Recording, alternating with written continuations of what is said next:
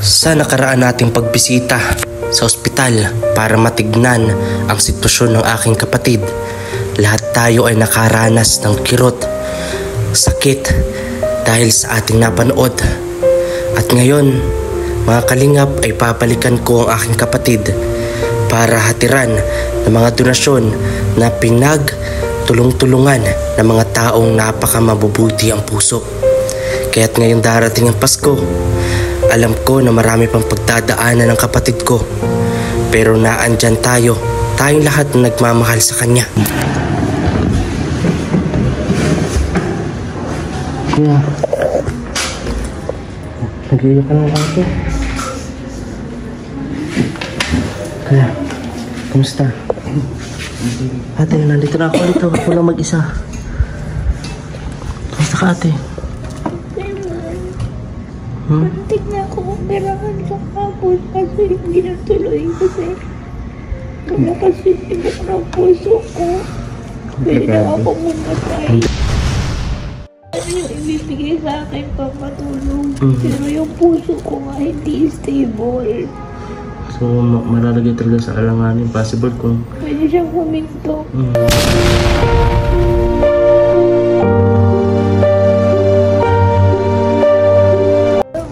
Kasi kahit pa paano nababawasan po yung iniisip namin sa mga bawat araw po na nadadagdag po dito sa ospital. Siyempre naiisip namin yung babayaran. Hello po mga kalingap, magandang araw po, hapon at gabi sa inyo pong lahat sa mga manonood natin dito sa Pilipinas at sa ibang bansa. Mga kalingap, ito po yung part 2 at syempre update po sa kondisyon po ng aking ate.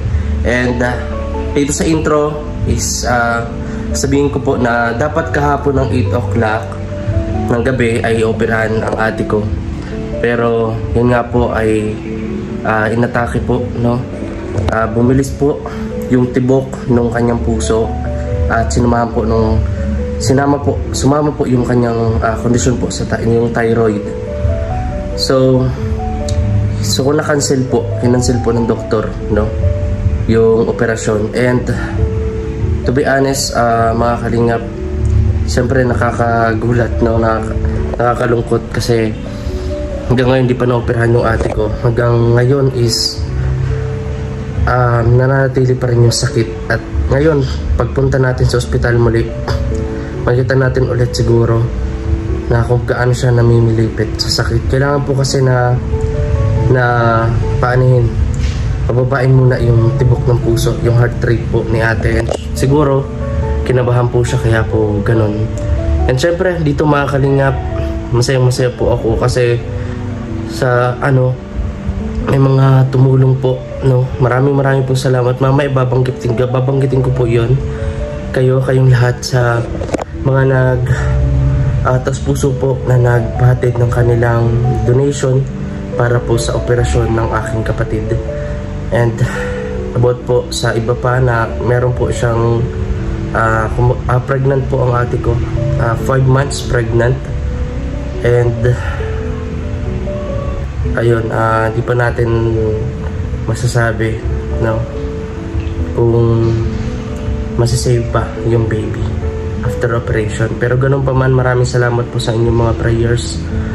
And tara mga kalingap, samahan niyo po ako ngayong araw na to. Bibisita tayo muli sa ospital kung saan ay naka-admit po ang aking kapatid.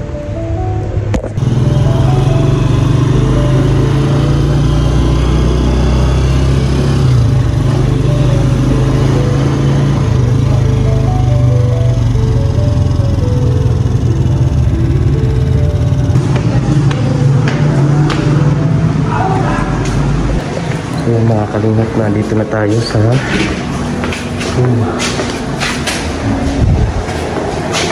Kauten. Kuya, nag-iiyak ka ng ate. Kuya, kamusta?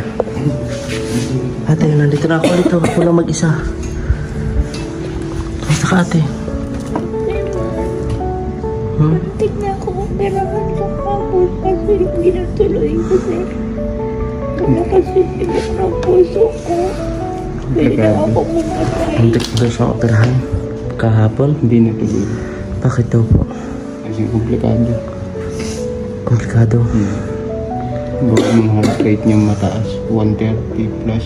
Hindi bumababa. May isang oras. Kung sabi ng anesthesiologist sa ng doktor, hindi nila pwede ituloy na ganun yung sitwasyon niya kasi pwede niya ikapahamak. Gawa yung thyroid niya. So, sumabay pa po yun? Yung ating yung pwede ba yung pampatulog yung mga ganyan? Yun na yung ibibigay sa akin pampatulong. Pero yung puso ko nga hindi stable. So, malalagay talaga sa alanganin. Possible kung Pwede siyang huminto. hindi ka mamagising, no? Pwede siya atake Tignan habang mo may naman anesthesia siya. yung anak ko. Mag-iyak ka na naman ate, mapektuhan na naman yan yung kalusugan mo. Pero lungkot na ako.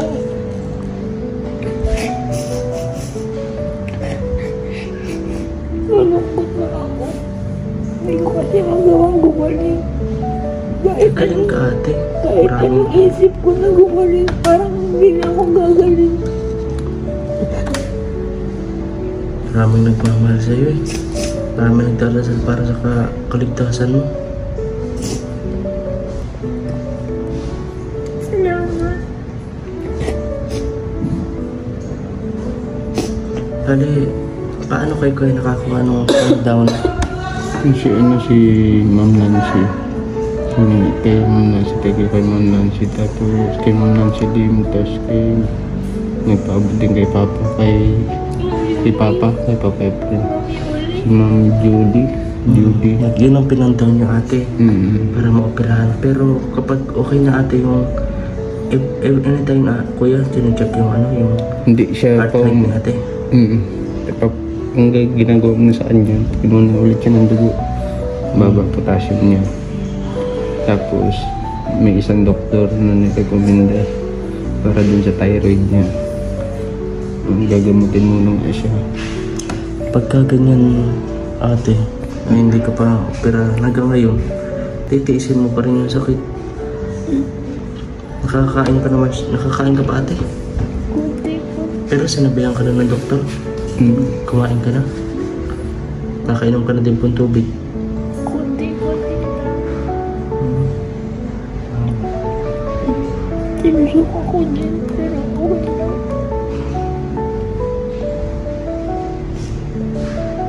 Ang pinakatakot ko lang naman kasi yung pag-uwi ko, yung masakit na masakit. Pag nandito sa ospital, kaya ko naman yung sakit. Ano daw, kuya, yung sabi ng doktor, base sa ultrasound, ano po yung malinaw na sinabi? Yung sa gallbladder niya, medyo namamagat na. Magana po? Or medyo po? Medyo magat daw. Yung nagsabi sa amin yung doktor Ines. Yung doktor na nagtingin sa kanya. Madaming buhangin. Wala nang Buhangin. Buhangin. Maliliit lang siya. May ibang cases naman kasi ng katawan. Iba-iba naman ang kasi ng katawan ng tao. Yung sinasabi na iba na kaya pa yun, magdadala pa sa gamot. Depende man yan sa katawan ng tao eh. May na kasi yung pain tolerance niya. Lalo at na mayroon pang thyroid sa ate. Buntis Yung pa. nakakatakot doon yung yung storm ng hyperthyroidism. Pwede ba naman sana ako mag-operahan? Kaso nga hindi nila ako mabigyan ng gamot na pampatanggal ng buhang kasi buntis ako. Hindi pwede sa bata. Kaya kaya lang nilang bigay yung pampatanggal ng pain. Pag nasa bahay naman, di ko naman kayang inuwin. Kasi sinusuka ko nga. Wala na yung mga gamot. Sobrang payat na ni ate. Ano lang kinakain mo tayo? Biscuit lang, konti-konti lang. Basta may mailaman sa tiyan. Una lang, papaalam muna namin sa doktor ko ano yung mga pwede. Lugaw, mga toasted bread yun. Ikaw kuya, kumusta ka naman? Tigakatulog ka pa ba? Dalim natin ang mata mo, Kuya Marco. Nagpunta kasi ako dito, Kuya. Although, sabi ko, nag-vlog ako nung nakaraan. Tawagan ako na pwede matulungan tayo. And then, ayun, sa mga maraming nagdasal and syempre nag-donate, sabi ko, kahit po unti-unti. Kahit po unti-unti yung siya, pag sinagsama natin, malaki yan. So ngayon, mayroon ako dito na dito, bali dapat 18,000 siya. Kaso, di ko na naabutan yung Western. So, ito, total ng 16,000. Kuya, pang gastos nyo ate, kaya nagpunta ako agad kasi alam ko kailangan na kailangan nyo. Ito kuya ate, may pabilang na lang kuya, tapos mayroon pa next week o kaya so ngayong week magbibigay ko po agad para gamit nyo ate. Salamat. Ubus na rin kasi yung savings namin. Kakabalik-balik ko sa hospital.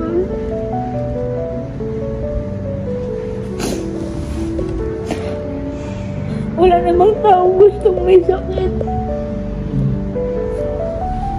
Naawan nga ako dun sa anak ko. Palagi namin naiiwan. Hindi ko na naaalagaan. Hindi na nakakapag-school. Dami-dami ko. Magagawa mo ulit yun ate. Babaw naman ako sa inyo. Bumalik lang ako, babawal ako sa atin.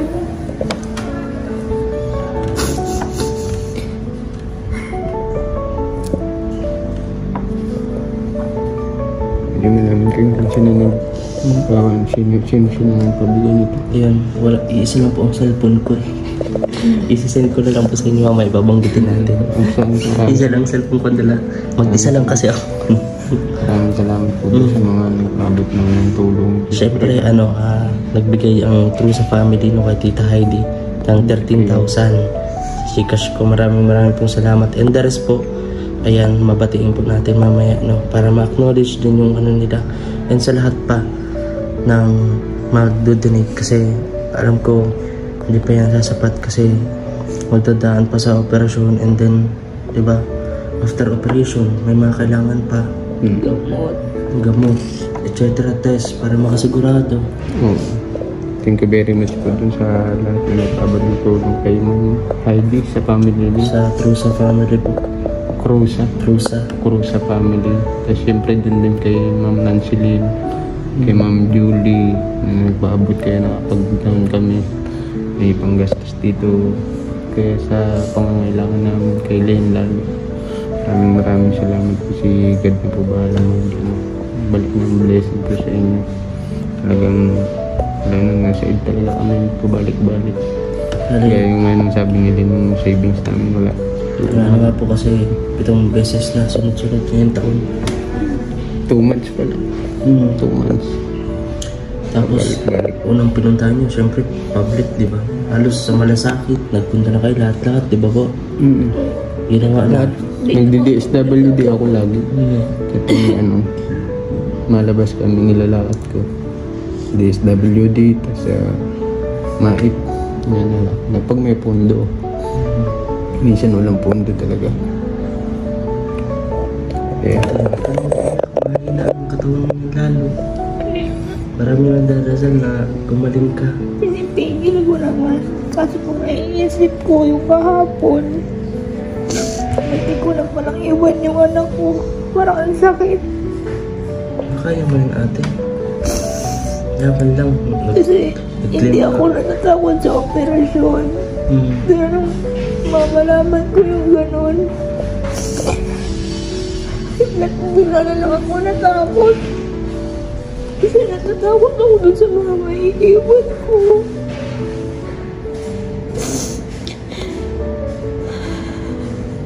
Ganun pala yung pakiramdam.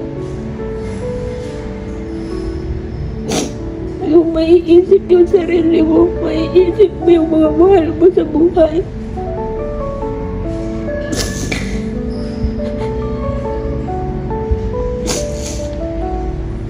Gusto ko pang mabuhay para sa anak ko, saka sa pamilya ko.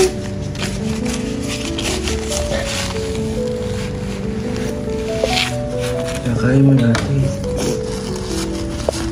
Marami kami nagmamahal sa'yo, marami nagdadasal. Ako pinagdadasal kita. Nagawa kami lahat ng paraan kahit ano. Para, syempre, nandiyan man si Kuya Mark. Kuya, hindi na nga natutulog.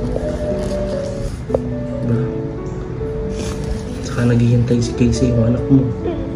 Miss na miss ka natin kung gaano mo siya kamiss. Miss ka na. Miss kayong dalawa. Sinabi mo sa akin nung natin, yung hospital ko, pagkatatagal mo.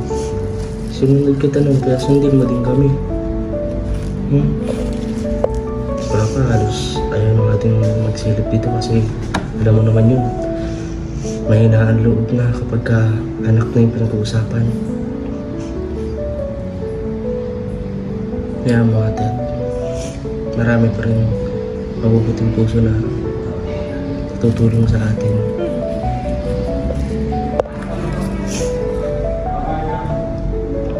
Salamat sa iyo ni Papa. Saka salamat din po sa mga sponsor. Salamat po kasi kahit pa paano nababawasan po yung iniisip namin.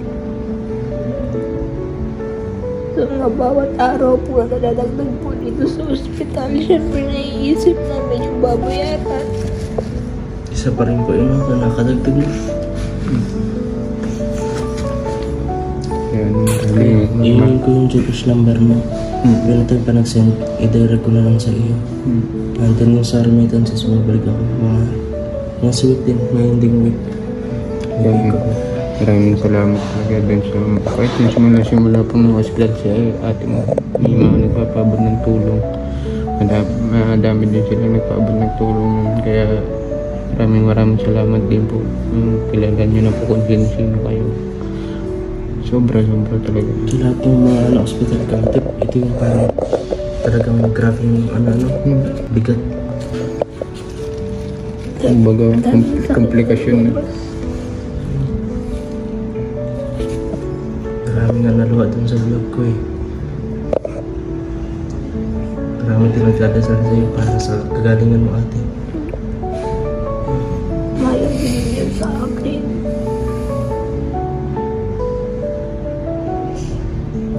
Nakatagilig ka lang ate, magdamag, ganyan lang yung posisyon mo. Kailangan nakatagilig kasi pag nakatihay ako sumasakit siya. Eh ano po ba? Kaliwa yung ano mo o kanan? Kaliwa? Eh gitna? Gitna ba ito kanan? Sa gitna. Gitna. Ito yung gallbladder. Ito yung gitna. Yun yung sumasakit. Gitna. Kagaya na kapag sumusuka na ako ng may dugo. Yun, sobrang hapdi nun. Parang tinutunaw yung tindahanan. Tapos kahit anong inom mo ng tubig, ilalabas mo. Kahit anong kain, susuka mo. Gutom na gutom ka na, hawak pa na lahat, sinusukan mo. Sobrang hirap. Parang nakaka-frustrate din. Sobrang hirap. Gusto kong gumaling, hindi ko gumagaling. Dasal lang yung ginagawa ko pag gano'n yung sitwasyon. Dasal lang ako. Kahit yung gamot na tinitake niya, naisusukan niya din. May ano po? Naisusukan niya din yung mga tinitake niyang gamot. Mga gamot. Kaya dapat ang gamot na yung i-inject po. Bali sa para direkta talaga. Sa suwero.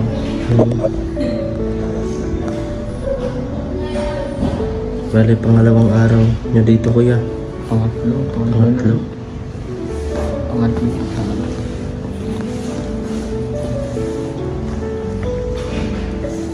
Yan mga kalingap at naibigay na po natin.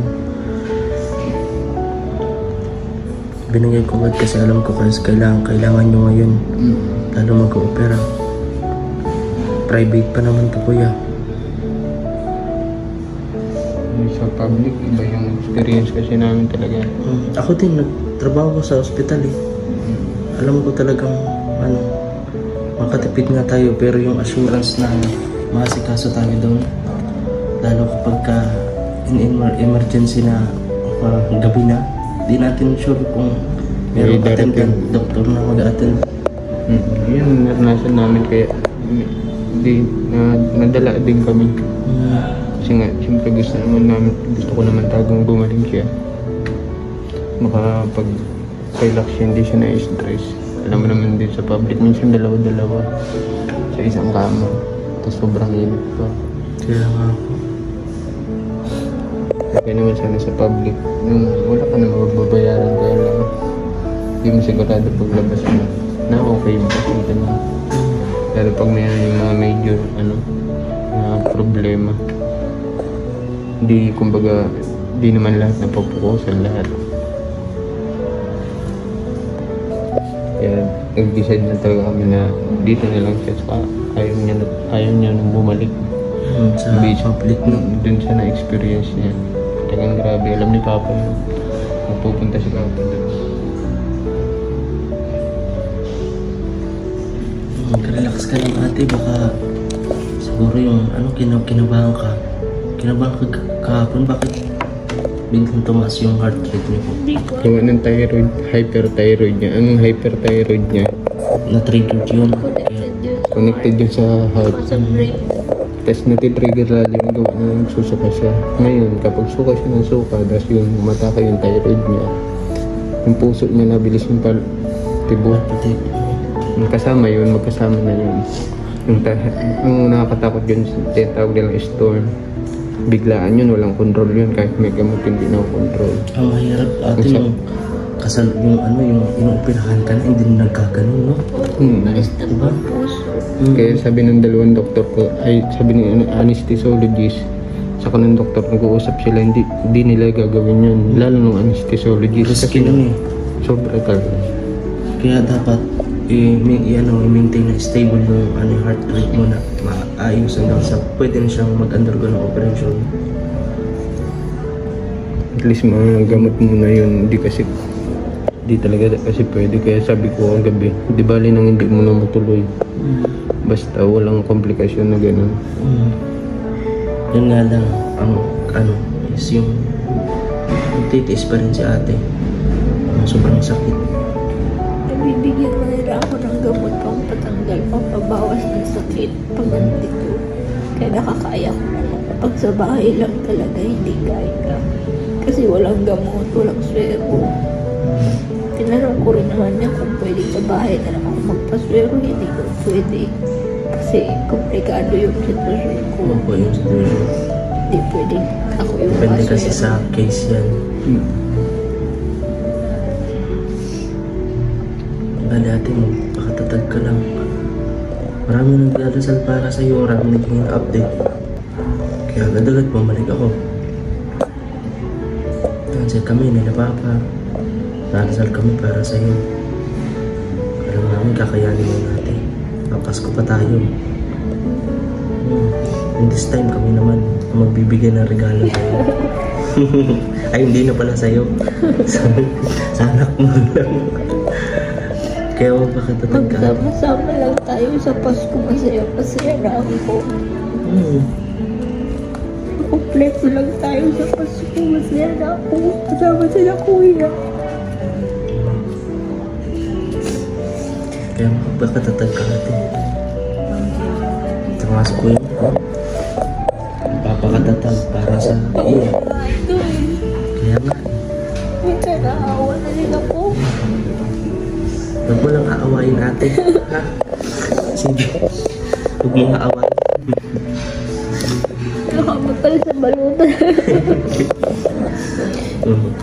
Mahirain ka tuloy na kung kaganyan, no? Kasi kaso naman ako niyan. Kahit ganyan. Kahit masungit ako minsan. Kasi kaso naman niya ako. Pasalamat ako sa asawa ko.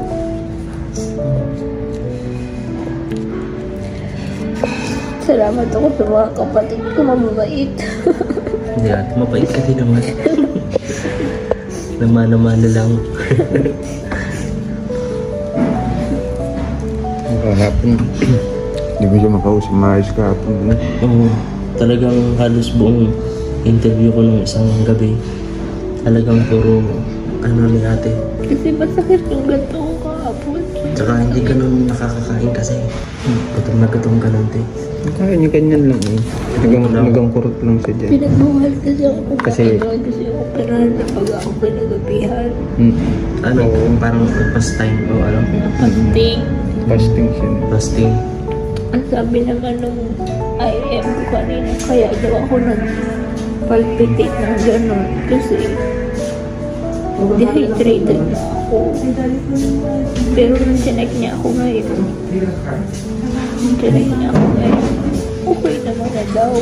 Late na lang. Ngayon pa nag-fasting ako ulit. Ganun pala yung nangyayari.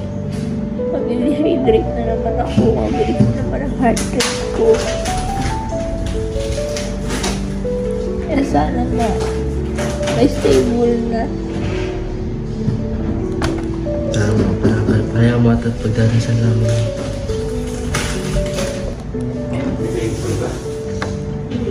Pagaling ka na natin, ha? ready na nga yung swero. Dalawa na nga swero. Dalawa. Bakit dalawa na po? Para parehas lang ano? Kakaiba siya. Ay, oo nga. Iba. Dito siya. Isa may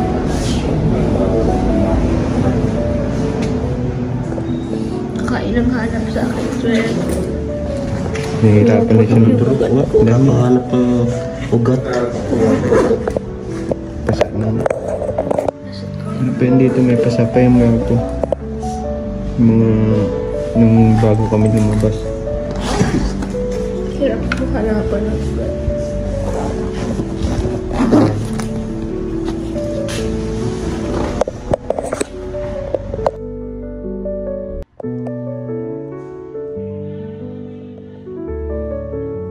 Hello po mga kalingap, at nandito na po tayo sa bahay. So ayun, hindi ko man nabati o nabanggit po kanina doon nasa ospital tayo kasi isa lang po yung cellphone na hawak ko po, no? And ito po yung listahan ng mga nag-pledge po, no?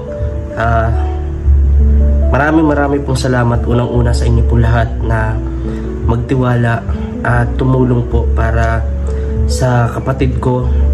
At napanood nyo naman po kanina na bungad pa lang po ay umiyak na siya, na kita po natin umiyak.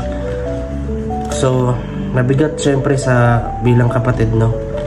And alam ko po no, sa pagdarasal po natin lahat ay gagaling po ang kapatid ko. At syempre no, sa mga nag-donate at pag-donate pa po, maraming salamat po agad. So una ko bumabatiin, no? Nagpadala po ang si Tita Heidi na True sa Family and True sa Family. Maraming salamat po. Nagpadala po sila ng 13,000 pesos. And kay Ma'am Lani Capasio, ayan, maraming po salamat. Kay Mons06, maraming po salamat. Nagpadala po ito sa GCash, no? Kay Tita William Canha, maraming salamat po. Kay Mia Templo, maraming salamat po. Kay Tita Weng Bulido and kay Tita Evelyn Jerez, salamat po Tita Weng and Tita Evelyn and Tita Cora, and lastly po kay Tita Aida Lahom, maraming salamat po.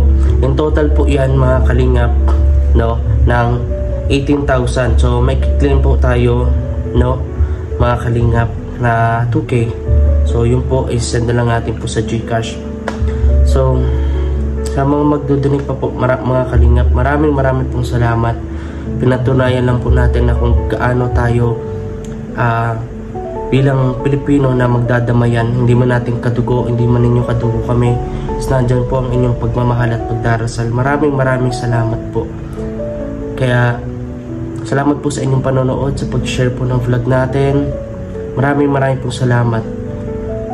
God bless po sa ating mga kalingap. Hanggang dito na lang yung vlog natin. And see you po sa next vlog.